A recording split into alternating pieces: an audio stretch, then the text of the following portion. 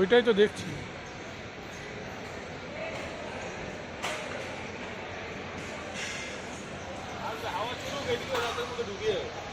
ঢুকে গেছে ওইদিকে এসছে মানে ঢুকে গেছে মোটামুটি।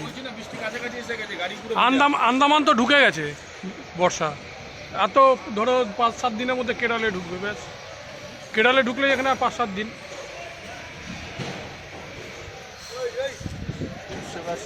বর্ষাকাল আসতে চলেছে, তাই তো? এমন করছো মনে হয় তোমার গলায় মালা পরিয়ে তুলছি।